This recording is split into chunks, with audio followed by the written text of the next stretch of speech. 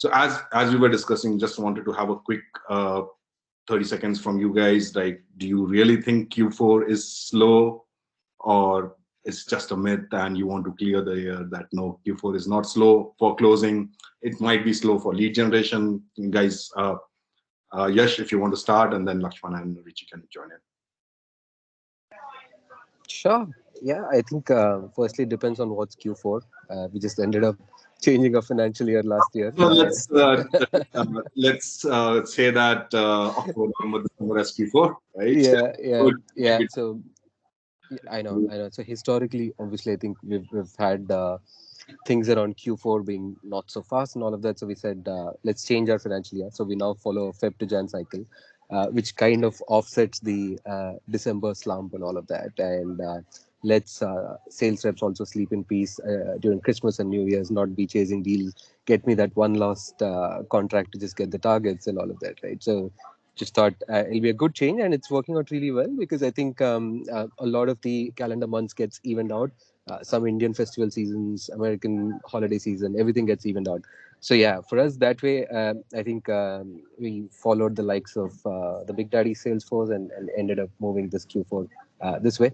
But having said that, I think there's a nuance to this as well, right? I think in case of industries like retail, obviously these are the peak trading days, Black Friday, Christmas, and all of that. So a lot of enterprise retail companies typically don't want to touch their stacks at this time of the year. But at the same time, I think there are other set of industries where people are like either they have a lot of budgets left for the year or they're starting the planning for next year, and this is almost like a great time to get a new stack in, be it with the existing budget that's left, or when they're planning for it, they're always like, let's plan out what the spend is going to look like from a stack perspective, and then plan ahead.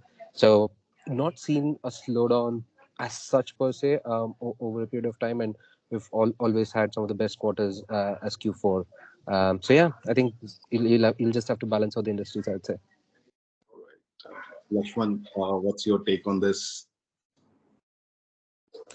Yeah, so Ash covered some of the good points. Obviously, it purely depends on the industry. I would also add what kind of deal sizes. If you're selling to smaller size deal sizes, it doesn't matter for them. Like they always will be working. That they don't even take this Christmas and all those holidays for themselves, right? So for us, with our experience, I don't know how this Q4 going to be this time, but the last time it was good. We were very early on. It was just the start of the whole pandemic and all that stuff. We were peak at that. All the salespeople were moving everywhere, like on the field to work from homes and all that. Managers had no clue who is doing what and all that. So that's a perfect time for us also. That's the right moment for us. We were able to close some real good numbers. And lead generation was crazy. Like our SDRs were booking like 30, 40 meetings instead of 20, 15 kind of a targets. But will that carry this year? I don't know. So far looks good, but we'll have to see. Richie, is it same for your vertical? Like mostly, I think October, November, December, right? Vacation season, right? Most of your focus towards most of our hospitality industry, if I'm not wrong, right? So is it true for you as well? Do you see a bit of slowdown in this period because they don't want to touch the tech stack at this particular point of time? Yeah. So for us, I think Yash had started with this point, which is it's really dependent on the industry that you're in, right? So for us, for vacation rentals, which is what we target at Price Labs, July, August, September are busy months where you cannot get any sales in, real sales in, because that's when everyone's traveling, like summer holidays, school holidays across the world. And so our buyers are completely like tied down with running their business at that point. So October, November till mid-December ends up being a very good season for new sales for us actually. And then of course, once December 15th kicks in, the last 15 days, it really depends on who's available, who's not available. So there are some people who are not available or whatever. We've not had so far Q4 that's lower than any prior quarter. Usually it's a lot bigger. And my experience before Price Labs with Mindtickle, where we were selling enterprise. So at Price Labs, we sell SMB. When we were selling enterprise, which was horizontal, Q4 actually used to be a very big quarter always. and we had at that time not transitioned to the Jan year end. We were still December year end, but it used to be the biggest quarter for us.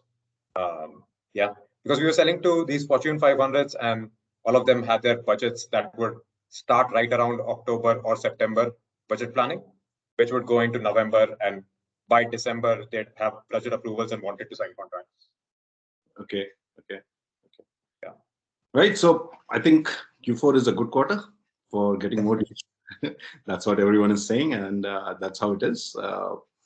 I think you guys should really ask your reps also if that's the true case, or they're still coming up with saying that, hey, I'm not not getting in customers to talk to, or no one is replying to my emails, right? That's the things we keep on hearing. And in some cases, it might be true also, right? It's there. It's quite difficult also to, especially on an outbound front, to generate those leads, right? If you are so I would actually add, Abhijit, if I can, I think for mid-market, it might be slow, right? Because the reason why Q4 ends up being slower is when you need multiple people to make a decision, right? And those multiple people do not have any artificial timelines to make that decision, right? In a large enterprise, you have an artificial timeline of budget closing, right? So those multiple people will come together and make a decision. In an SMB, it's only one or two people who are making the decision, so it doesn't matter. In mid-market, where there are a couple of people who need to come together to make a decision, and if someone's out for holidays, Thanksgiving or New Year or whatever, it gets harder for mid-market, but it's a dumbbell, right? So SMBs, I don't think it's an issue. Enterprise, because of artificial timelines, it's not an issue. Generally, mid-market maybe, yes. But then if you're selling, actually never mind. Yeah, please continue. I was going to say where Lakshman is, Outplay, right? Generally probably selling to sales folks. You can literally just call up sales folks and say like, hey, we need to make this deal happen. I know Q4 is slower for you. Like it's Q4. It's like for sales tech, I think it's also a good time, which is what we found at Mindtical. Like if we were selling to sales guys, we could have certain conversations, especially around Q4. Lakshman, you want to comment on that? Yeah, that's the FOMO, right? That's correct. Exactly. Yeah. Part of it is FOMO, part of it is, I mean, planning for next year, sales kickoff, blah, blah. You want to get your tech stack in. Okay. Yeah, exactly. Even if you're not closing in Q4 exactly, but all this will roll up to Q1 because it's the right time they're thinking about what's your next year goal. How will you achieve those? Is your tech stack in place? Is your team in place and everything? So that's a very good time. Either you close in Q4 or you short you close in high chances of closing in Q1. Okay. But Lakshman, let's say high chances of closing in Q1, right? But how do you manage your Q4 targets? Yeah. Close in Q4, give them first 2 months free and get them start paying in March. Close in Q4. Don't push the deal to next quarter. That's one way of doing financially. Right. Exactly. No, so you have to build a fat pipeline in Q3 to compensate all this stuff that's gonna happen. Again, based on the industry and all, few industries will get impacted hugely compared to other industries. But even in Q4 also, almost except the Christmas and the Thanksgiving, maybe you still have some time to close again based on the deal sizes. As Richie said, if it is a mid-market and all, maybe not gonna happen. But building that fat pipeline in Q3, maybe we never had that kind of an experience so far. Maybe we just finished one Q4, but this Q4 we will have a lot of learnings. Then I'll go to Yash. Yash, do you have a different set of targets for Q4 for your reps, or it's all same? You have to hit $1 million. No, I think I mean, as part of any growing business, right? Every quarter you just have to keep showing growth, right? It doesn't matter if it's Q4 or Q1, right? To be honest, if you do like $1 million in Q3, you've got to do like a 1.1 million Q4, right? So there's no such scenario, I feel, and but accordingly, you just start planning much ahead of time. I mean, to be honest, for us, especially, I mean, we sell all the way from $10,000 ARR to like very high 6-digit, 7-digit ARRs, right? So which means that my sales cycles are anywhere from 2 months to almost 6 months at times, right? Which means that I'm planning much ahead of time, right? So right now, sitting today, I'm planning for end Q1 and Q2 kind of pipeline rather than Q4, right? So I think it all boils down to making sure you plan ahead of time. Obviously, we learned this after burning our fingers a few times of missing targets and all of that. You start planning much ahead. Also depends on the evolution, right? Like we are now at a stage where I'm already, pretty much done with our 2022 planning for that matter, right? So I think it's all evolution, and you'll figure it out over a period of time. I think all three of you are talking about playbook, right? Planning ahead. And I'm sure Yash has already done with his planning. Lakshman and Richie, you might be getting into those meetings, endless meetings before I think you take a break for the year and you relax now. Just want to get a mindset of what all factors do you consider, right, when you're designing a playbook for the next financial year, right? In terms of your marketing budget, how do you see an increment in that? In terms of sales goals, do you plan ahead that, hey, I have a certain target. Let's say if I have hit 2 million this year, I want to reach somewhere around 4 million next year. How many hires should I do? What is my revenue goal and how I'm going to achieve that? What kind of factors do you guys all consider when you are making that playbook for the financial year? Lakshman, if you can start. Yeah. No, I would say we are at a stage. It's a very early stage hyper growth kind of a thing. You can kind of jump from 5x to 10x kind of stages. So it mostly happens ad hoc, figuring out what's working on. Just can we double down or triple down or even 10x or 5x there, right? So that's the stage we are at. So for us, it's just okay. What are we gonna hit? Like, are we gonna make 5x or 6x? Do we have enough reps for that? Do we have the enough demand gen happening? Do we have the enough budgets to put in? Let's start. And the big challenge here will be the execution. When you add a lot of all these people and figure out everything, are these all working in correct direction, coordination? So that's the challenge, and that's where we are exactly at. Okay. But I think Ash can add a lot because he has been in this for a long time, and of course the planning there will be little different. Not little different, a lot different. Yes. Unfortunately, I still don't have a 5x, 6x kind of numbers, man. Now you can do it. Yeah. You did that already. Yes. Now, how much percentage? Now you are at a stage, right? You're more engaged. Very important stage. The growth numbers will not be like 100x. So when you are planning out the revenue goal for the next year, how much do you say that, okay, I want a 30% growth this year, or I want a 45% growth this year, and which is a standard what we have seen in the industry. How do you plan for that? I think, largely most SaaS companies now are trying to do like, double, triple, right? Like, so how do you sort of follow that and get to like a 70, 80 million, 100 million kind of ARR kind of a businesses, right? So from that standpoint, obviously, while the growth rates in terms of percentage starts coming down, the chunk of ARR that you need to add is going to be massive, right? And what gets you to like say 10 million will definitely not get you to 50 million or 100 million. That's what we're learning as we build along, right?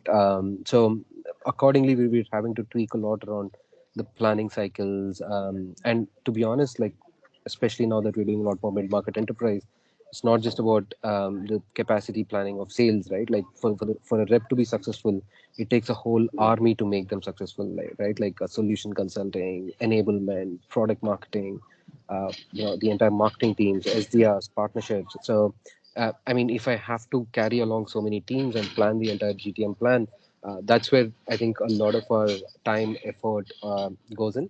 And from a planning standpoint, it's not like I just decide that, hey, I want to grow 80% and I'll just grow, right? Like, so we do a bit of both top down and bottom up.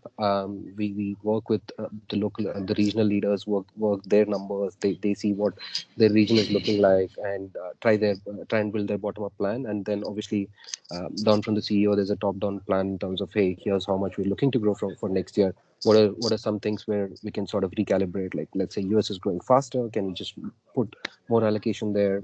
SEA is probably looking slower. Let's just move parts of it there. So that recalibration happens. But at a high level, yeah, we try and marry both top down, bottom up. So and it's really important to get all of your workforce to buy into what you're trying to achieve, right? Like you can, as a CEO or the founder, you can just say that, hey, I want to grow 3x, but if your team's not signed up for it, I mean, it's just set for failure, right? So from that standpoint, I feel I always felt it's really important that the bottom-up plan comes up first, so they feel they're confident about the numbers, and then from a top-down standpoint, you can always show the path that, hey, here's how you could possibly move from here to here, and these are the levers that you can always play around. So that's the way we've been going about it.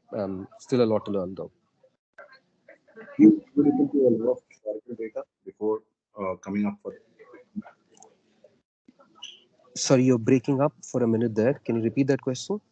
Do you look into a lot of historical data when you're coming up with a plan? I think again it depends from market to market, Abhijit, to be honest. And some markets where you're already beyond a certain ARR scale, you have a lot of data in terms of what's my sales cycle like, what's my MQL to SQL conversion cycle like, SQL to op conversion cycle like, conversion rates. All of that data is available in slightly mature markets, so you can be very, very data driven, and accordingly, all your bottom up plans, everything can be so much more number driven. But I think at all points of time, as a growing business in SaaS, you're always looking to either launch new markets or new geographies, new products, and things like that. And there's just no data, right? Like, let's say today I want to launch in LATAM, I have zero data there, right? Like, so you've just got to work your way in terms of what's like a realistic estimate and just plan a stepwise phase growth in terms of what can get you there, and accordingly do some bit of assumptions, a lot of assumptions rather, in terms of what could get you there, and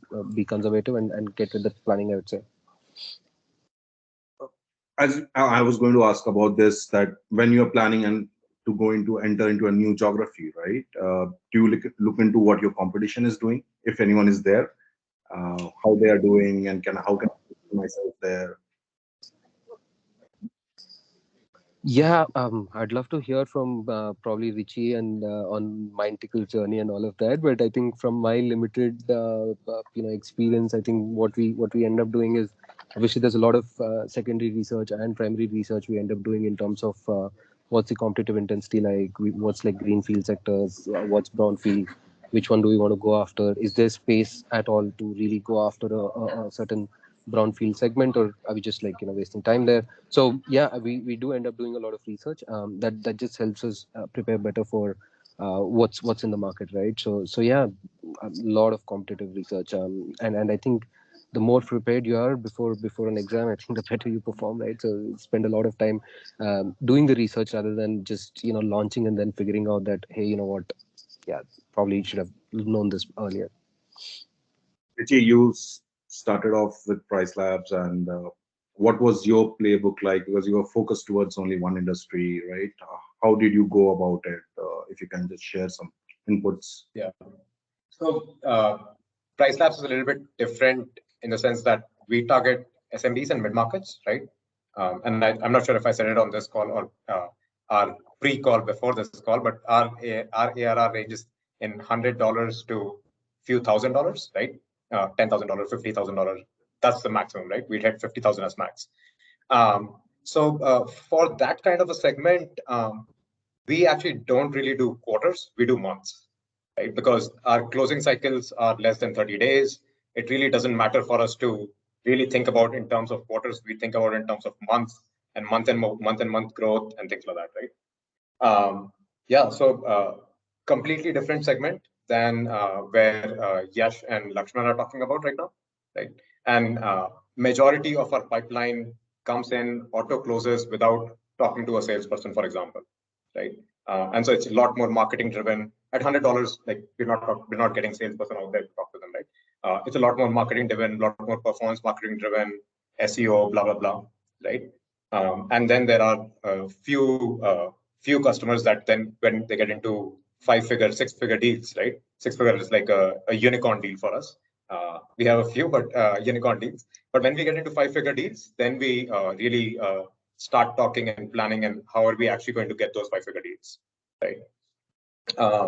So yeah, it's a little bit different for us. But coming to how we set our revenue goals, it's a lot of it is top down, which is to saying, hey, this is what realistically we think as a founding team or as sales heads, right? We can get to at the end of this year. And then we, like Yash said, try to marry that with bottoms up to saying, do we have enough sales capacity? Do we think there is enough of market demand for the product for us to actually be able to attain that, right? And we go from there. Okay. Like most of us are catering to like various industries, right? So in a particular quarter, do you focus or let's say on your QBRs, right? Do you tell your reps like, hey, focus on this industry right now, this will show you more results, or do you have those kind of talks with your reps, Lakshman? No, in our case, no. Again, it goes back to the stage that we are in. Right now, we just go about all the industries. I mean, the favorite industries, of course, are like top industries who have adopted technologies mostly. Like, and are they using a CRM? Are they using a data provider like ZoomInfo or someone, right? And do they have a team of sales reps, a sales manager? So these are the 4 or 5 fundamental things that will help us qualify the staff. And we don't really care about which industry are there. Obviously, they'll fall into 2 or 3 top industries who have adopted these technologies. But I would say, yeah, no. We just focus on every. I mean, we have customers. Majority of the customers from these industries, but once in a while we do get some strange customers still using tech savvy and all that stuff. But if you look at the industry, probably you would not expect them to use, or you would not kind of make a plan and go after the industry altogether. Okay. Richie, based on your previous experience, what have you seen? You used to have these kind of conversations before?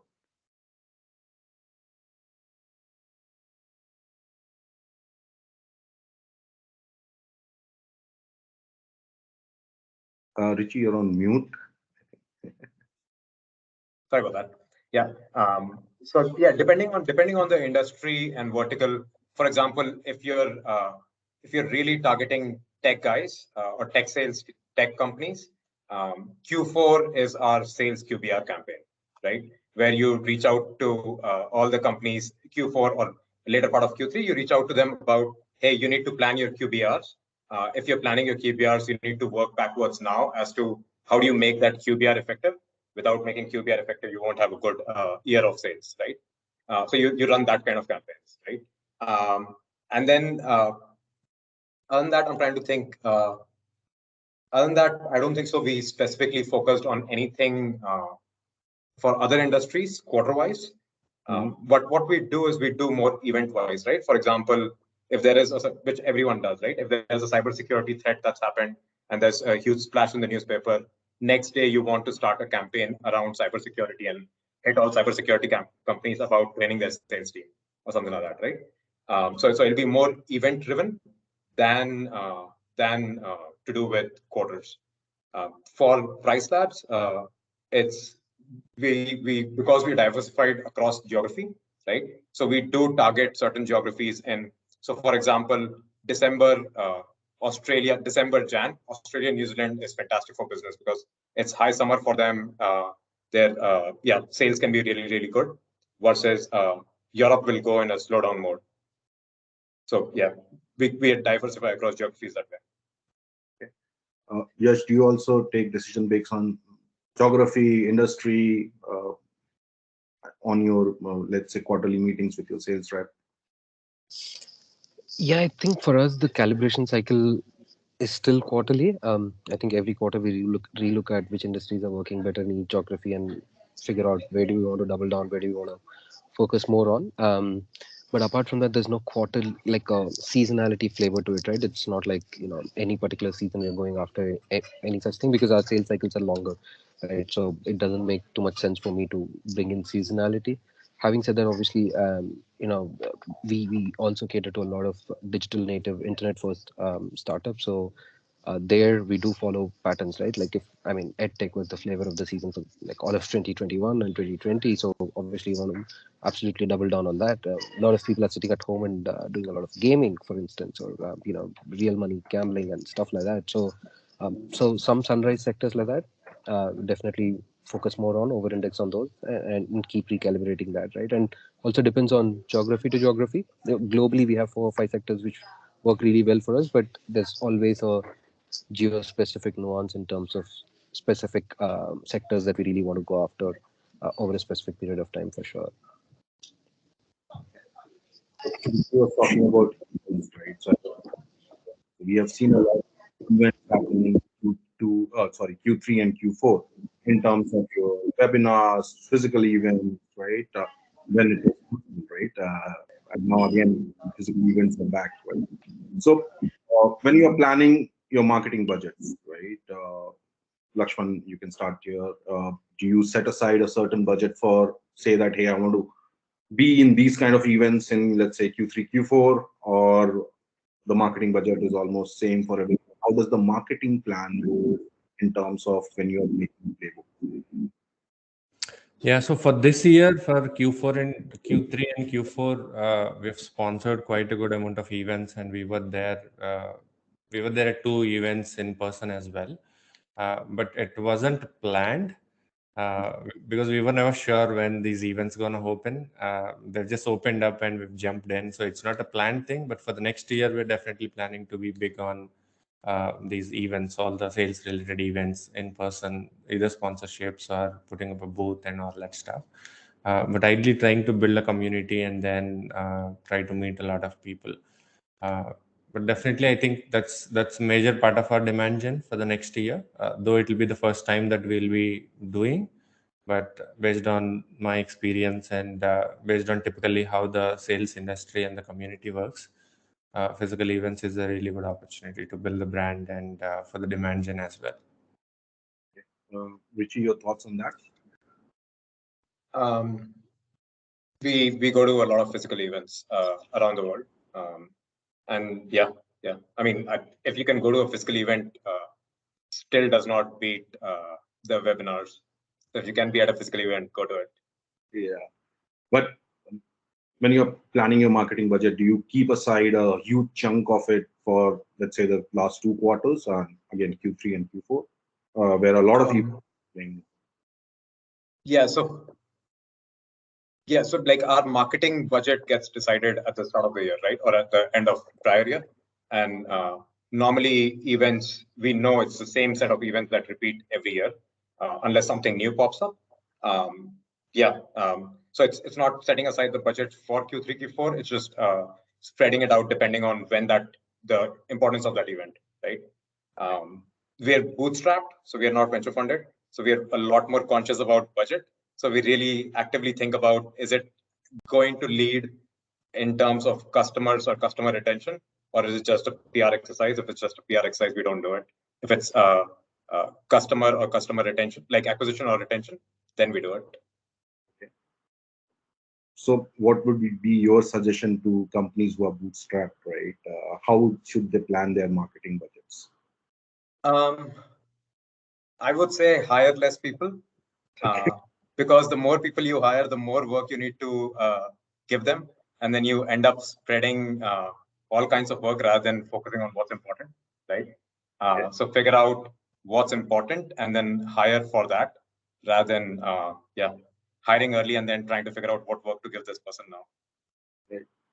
So marketing budget is not only just events, right, Yash? There are a lot of things you need to fill in your top of the funnel, right? And how is MoEngage strategy been in terms of spreading out the marketing budget, making those marketing plans, planning for those events, webinars, all of webinars, online events. So do you guys plan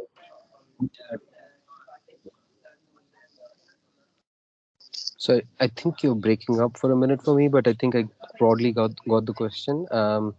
See, I think for us, at the scale we are at, we need like multiple sources of marketing channels to be working simultaneously. Events do form like a good chunk of pipeline acceleration effort, I would say. But to be honest, right, like I think the more enterprise selling that we're doing and the more upper mid market enterprise, it's almost like there's like I don't know, on an average 15 to 20 different touch points for some of the leads, right? So marketing ends up being one good touch point for sure. Event is a great acceleration touch point from that standpoint. So I mean, obviously a lot of planning is going into each of the marketing verticals. So content, digital, field, customer advocacy. There's a lot that goes on there, and brand and PR, and each of these verticals we plan it out, and then try and see how can we sort of push more leads down the funnel from absolutely unaware to aware to SQL to opportunity and all of that, right? So from that standpoint, it's a larger budgeting exercise that goes in, I would say. Any tips from your end to a Series A or this kind of company on how to plan their budgets? How to use money properly? Hey, Abhijit, you might want to speak into the mic. Yeah. It's cracking up a lot. Okay, guys, can you hear me better now? Yep. Yeah, brilliant. Right. I said, Yash, like, what was your suggestion to a company like Series A or Series B in terms of their marketing efforts, how they should spend their money well, right? By not hiring less, like what Richie said, but what would be your suggestion when they are planning for their marketing spend? I mean, obviously, great point made by Richie, right? We were always quite lean on the team people side of it. I think what's important is to constantly keep experimenting, right? Because no two things work the same. I mean, for the same company, what works for us in India doesn't work at all in US, for instance, right? Like certain experiments. So from that standpoint, irrespective of the stage you're in, and I think it's really really important to define MVPs of experiments, do short experiments, look at the leading indicators, and quickly double down on that. And I think that's where Lakshman was also alluding to, terms of monthly recalibrating and going really hard on how do I go 5x on this. I think that's critical for an early stage one, right? Like, I mean, I still remember it's super critical to identify what the construct of your experiment is, identify what the leading indicators are, and the moment you see those leading indicators, doubling down on that. That's the only thing I would say. And I don't think there's any magic wand to just over index on any specific channel or any specific initiative, even on the marketing side of it, because I mean, even for us, every market is super different. Right. Richie, do you see a difference in lead flow in terms of, let's say a particular quarter, right? Q4 we are talking about. So do you see a lot of inbound coming in or a lot of outbound happening? Which channel works better, let's say in Q4? Especially in Q4, for Price Labs, Q4 is a good quarter, right? We get a lot of inbound leads, and we also go to a lot of conferences in September and October, right? Mhm. And so it ends up being a really busy quarter for us, for our sales team, for our solution consultants. It ends up being a very busy quarter. For Mindtickle, now I'm thinking back, and I think Q4 was, I don't think so any different. I would say it was a little harder to hit targets in Q4 because we were selling to sales guys and those guys were selling to other people. So the demands and targets were for outbound were a little harder, except for the people who were not making their annual plan. All of them wanted some kind of an enablement exercise for the next year.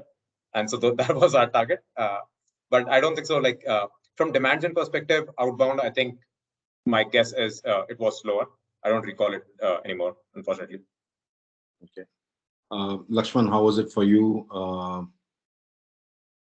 Let's say inbound versus outbound, where do you see most of the leads coming in? So the last Q4 was completely outbound for us. We never had an inbound engine back then, and except for the organic ones that come from marketplaces and all that stuff. But this year we've built an inbound engine. I wouldn't say engine; we're just building it.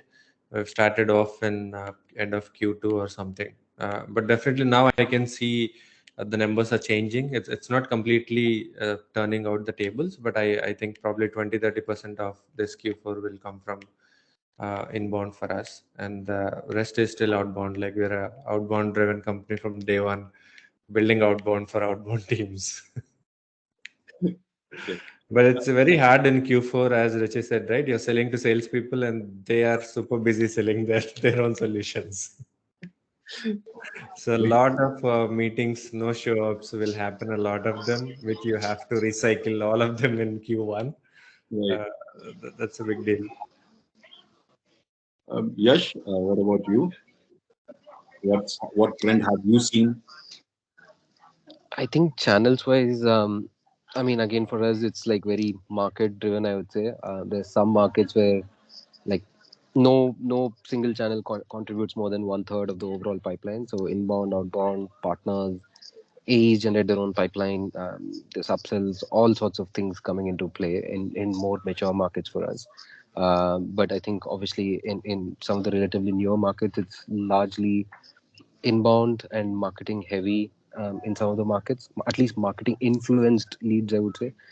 Internally, I mean, to some extent, we don't look at inbound, outbound as a fully independent channels. It's like pretty much all bound for us because it's the same lead who turned up at an event and the same SDR called up and followed up after that and converted it into an op. So now instead of fighting it's an inbound or an outbound and where do you attribute it, we just rather say it's an all bound, right? So from that standpoint, I think for us the focus is always more on how do we push more leads down the funnel irrespective of the channel. That's it. Okay. And I think Lakshman was saying, right, a lot of no shows and all will happen during November, December, right? But it builds a good pipeline for your January, right? After mid of January, you'll see a lot of meetings happening, a lot of maybe a lot of deals also gets closed by February 1st, right? So does it impact on your planning as well? If you're asking me, yeah, for sure. I think definitely, I think a lot of reps end up burning through most of the pipe towards the end of the year or end of a quarter because they just want to get to the targets and they would just burn the pipe at any cost. And obviously, some reps do get creative, like Richie was alluding to earlier. Just get the contract in and like you can start paying 2 months later, take some 30-day credits and all sorts of creative ways start popping up in December. So yeah, I mean the pipeline gets exhausted for sure. But the good part is obviously I think the moment they come back and they see that obviously there was a momentum built up and they need to start building pipeline, all of that starts happening in the early parts of Q1. But surprisingly what we also see is beginning of the year again is like a good time for a lot of budgets to be set in place. So a lot of deals do get signed in the early stages of the year, and similarly early stages of the second half of the year as well, right? Like I think July is like a good time in some of the markets that we operate in. So yeah, I think from a pipe generation standpoint, early stages of the quarter for sure ends up being more in some of these quarters. Lakshman, any pointers on this? What have you seen? Like, I know whenever we call, right, or we talk to any customers, especially in the US, right, they'll be like budget season is going on, let's say from mid of December, right? And you get a meeting, you get a conversion, conversation going, right? And then once the meeting is over, you reach out, you'll see a lot of conversations happening, and maybe a deal closes faster in, let's say, mid of Jan or end of Jan, Feb. See a lot of deals. Have you seen this for you as well? So at this early stage, we are not very strict on which quarter we are going to close. The first goal is to build a fat pipeline. Mhm. And for us, it's okay if we slip some of the Q4 and then able to close that in early Q1. That's still okay for us. Not as strict as a big sales team with all the hierarchies and all that stuff, but maybe we're gonna go there very soon with all these learnings. But all these no-shows are good to have problems in my view. You're at least making a touch with the account and you know where they are heading, what's happening and all that stuff. So constantly keep following up, nurturing in the right way. Good chances that you'll close it in by mid of Q1. Richie, for you, the quarter is same or different? Like October, November, December, you generally see a lot of no-shows? About December, do you see a lot of no-shows? We see no-shows all the time. We don't work with very, very professional folks as you guys do. We work with businesses that have 1 property, 10 properties, something like that. So we see no-shows all the time. But like Lakshman said, no-shows, at least they have they signed up for a meeting, which is good. Potentially we'll get them the next time. But no, I don't think so. It's any different for us in terms of no-shows in Q4 versus any other quarter at Price Labs. Great, guys. I think almost done. We are at 10:45. If Ayush, is there any questions from the audience which you have received? If you want to ask the panel, I'll open it for that. Or if the panel out here wants to share some more inputs on how to plan the playbook for startups, please feel free to do that as well. You should share some of your learnings. I'm still learning. I'll get into sometimes not been in touch with Yash, but I have a couple of other folks. I'll get into touch with them. Still try to learn a lot, right? And again, in Rev, we are still growing. Team is growing. Doing a lot of experiments. In terms of industry, in terms of our ICP, and still a very early stage for us, and a learning experience is still going on. And that's what I'm saying. Yash, come back soon. I want to have a conversation with you one-to-one. Sit down over a beer and just get some nice input from you. Yeah, always early days, man. I think irrespective of the scale you're at, I think that's Yep. one thing which needs to remain constant, because you'll always be launching new things, new products, new markets. So it's important to keep it open and keep learning. Yeah, that's it. Like we call Google as a startup still, right? Well, I mean, I'm sorry. Yes, continue. no, like I think as Mr. One Bezos of the said, questions. he's still saying it's day one for Amazon. Yeah. So one of the questions that I got from the audience is Q4 is not only about the new business opportunities, it's also about retaining your current customers. Lot of renewals gonna happen in this Q4. Okay. So many you are focusing on acquisition, but you don't want to churn your customers out. So what are the challenges that you see? Because all of your competitor would be biting to get your customers out of them.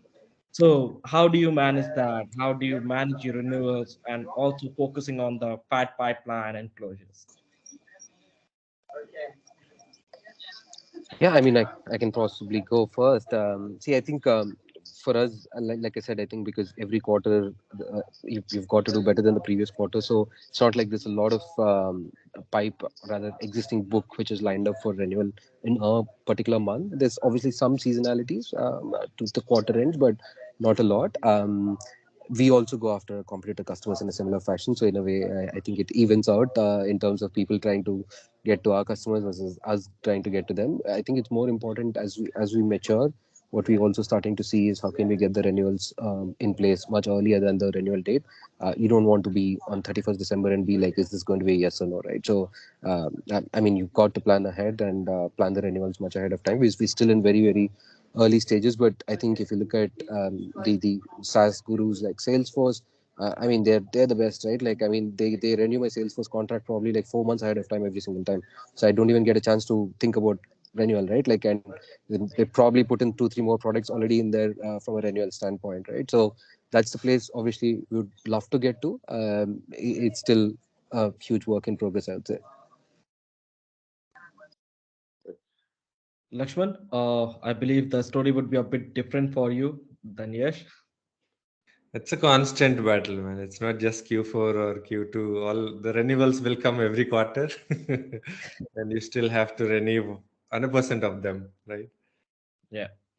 And So- so it's no different in Q4, I would say. But as you said, maybe in Q4, the competitors trying to take out your contracts by giving discounts and all that stuff, buybacks and all that stuff. That's still gonna happen in Q4. Because everyone wants to make up for their all the holidays and all that stuff, the whole topic we are talking about. So it's going to be a little hard in Q4, but that's a constant battle, I would say. Lakshman, when you're scaling up, do you focus more towards retention or acquisition?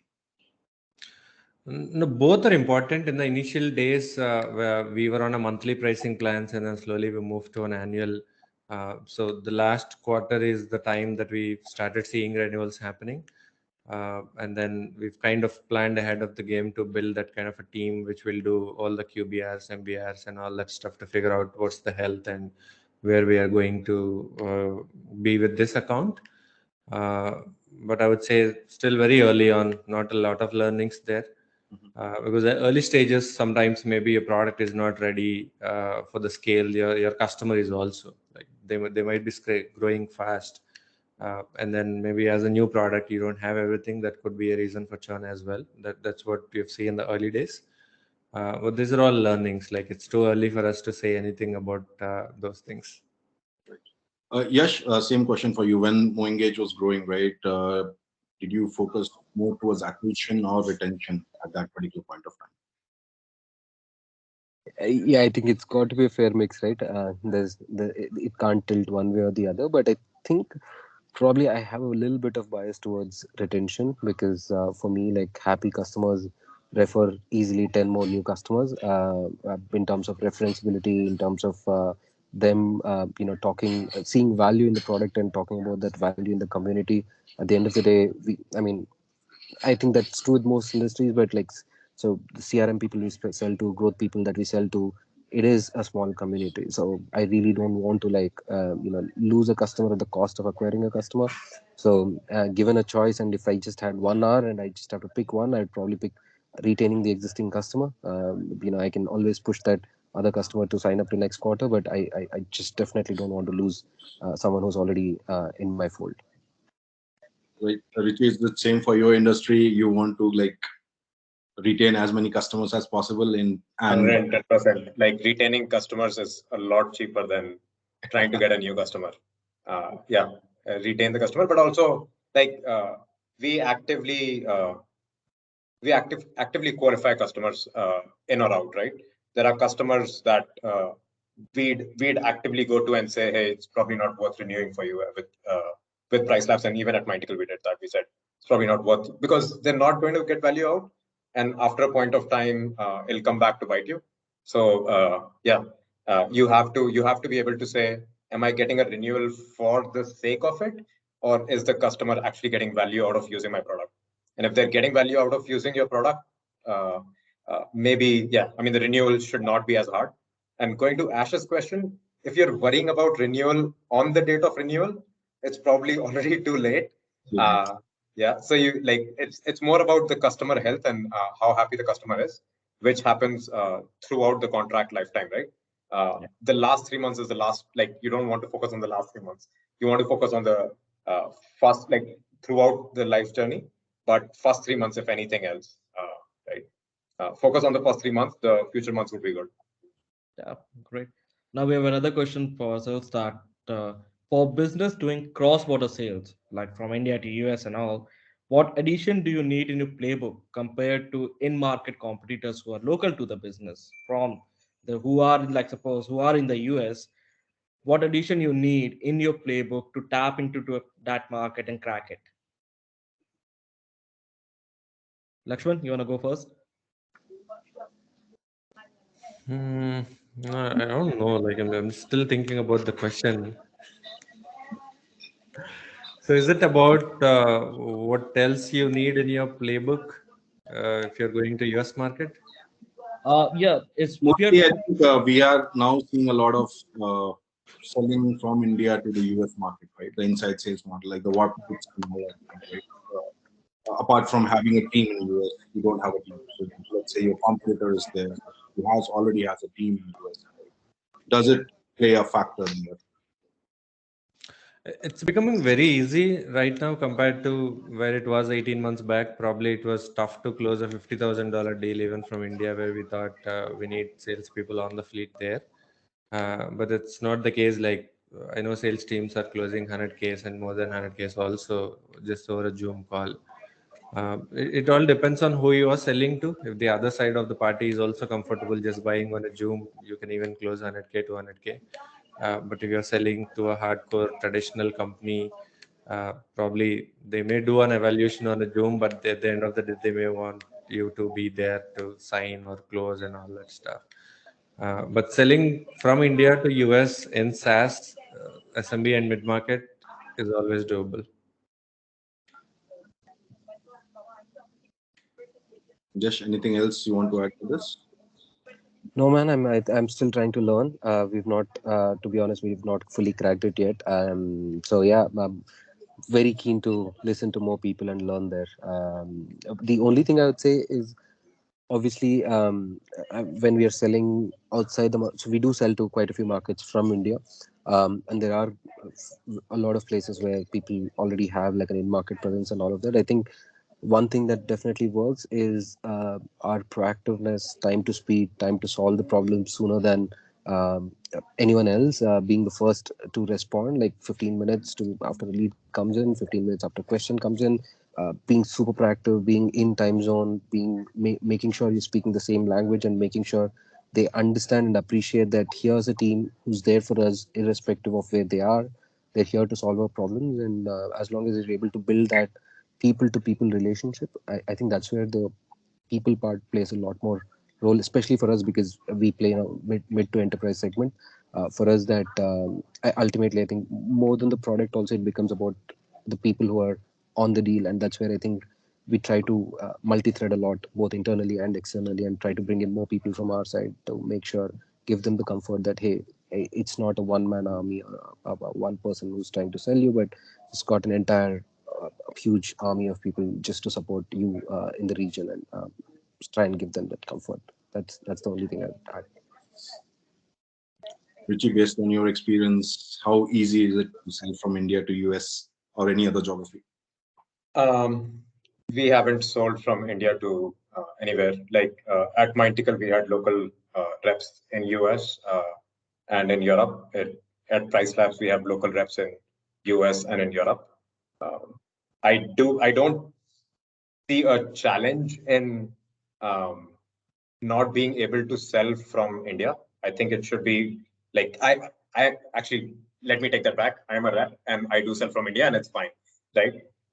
So I don't see it as a challenge to be able to sell from India. Even my local reps in US or in Europe sell on a Zoom call or sell on a Google Meet call, right?